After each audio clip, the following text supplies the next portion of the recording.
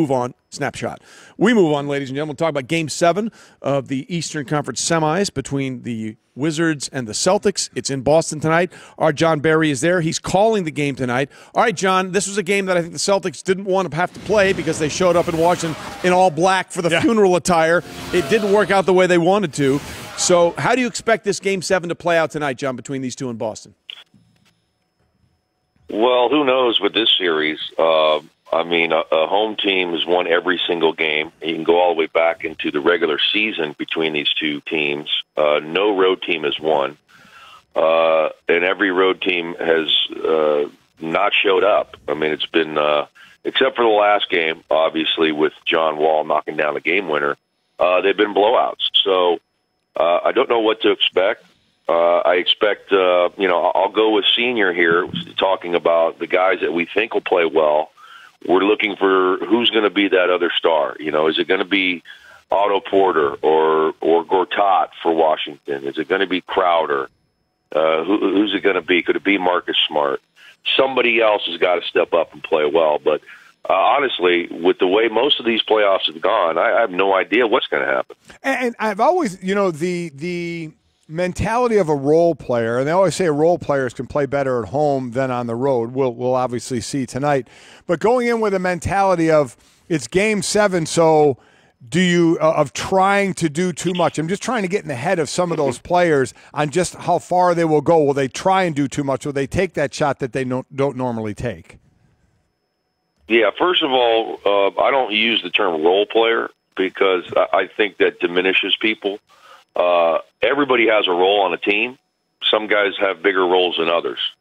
So I know you're not talking about the star players, sure. So we'll leave it at that. But yeah, I think that's the big thing. And I was one of those guys, one of those garbage players, if you will. And you I go didn't to Game say 7 garbage. I said roll. I didn't say garbage, John. No, well, I was. So I'm saying, yeah, you have to stay in your lane, if you will. If you're a guy that hey, if you're a guy that sets screens and grabs rebounds and hustles, don't try to become a three-point shooter tonight. You have to do what you do and do what you do to help your team. And again, you have to stay in your lane. You got to stay with the game plan and hope that it works out. Just do it better than you've done in the previous 6 games. John, we know Goliath's waiting in the wings for whoever comes out of this Game 7 series, and they'll have plenty of time coming off a lot of rest. Which one of these teams coming out of this series do you think could give Cleveland the better run? Well, I don't know that either of these teams will win more than a game from Cleveland. I think Washington's matched up better with Cleveland throughout the season. They had that one epic game. I think it was a 141-137 game, where LeBron hit a ridiculous shot off the glass at the buzzer or something. But I think Cleveland's just too good. And I don't see these teams really threatening them.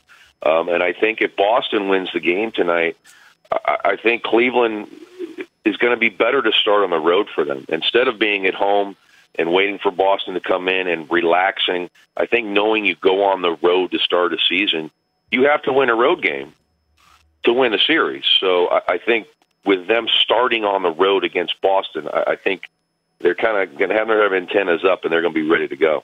All right, John Barry with us on Mike and Mike on the Shell Pennzoil Performance Line. And, John, we appreciate the role you're playing for us on the show today, asking some of these questions.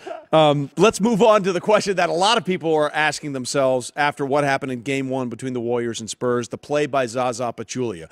We've had Tim Legler come on and said absolutely it was a play. It wasn't dirty at all. It happens all the time. Jalen Rose went on the air and said he did it once to Kobe. He thought it was a dirty play. Michael Wilbon said he wants that play legislated out of basketball. Where do you stand on this? What's your role on this play? Well, yeah, I know Jalen's done it before. Did he do it to you? Bruce Bowen's done it before. Yeah, you can make a conscious effort to get your foot down there where someone's going to land.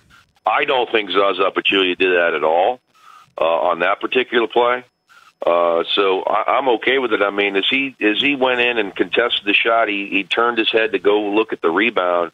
I really don't think it was a dirty play. I mean, you can make it a dirty play, certainly, but I thought it was a clean play. It was just absolutely unfortunate that happened twice to the same ankle that you sprained a week ago to Kawhi Leonard. Just an incredible stroke of bad luck for the Spurs. It really is. So, John, tell me, next time he's going up for a jumper, whether someone, if someone's close to him or not, how much you thinking about that? Yeah, no, he's got to absolutely think about that, or maybe you try to come down on your right foot instead. And if you're thinking about that, you're probably not thinking about what you have to do on the jump shot to make it. So clearly, who knows what his status is going to be. I can't imagine after doing that twice that he's going to be able to go. The only saving grace is if you stay out game 2, you got 6 days till you get game 3. Maybe the Spurs deploy that. And look, they played unbelievable basketball in game 6 against Houston. So to squander that lead yesterday was really surprising. Even when it went down, you got to think you can hold a 22-point lead. Yeah, that was – yeah, I mean, at some point you have to believe that you can hold on to that even without your best player, where it was in the game especially. We'll see how that plays out for the series going forward. We look forward to the Wizards-Celtics game tonight with you, John. 7 o'clock coverage starts on ESPN. We appreciate you being with us. Thank you. Thanks, John.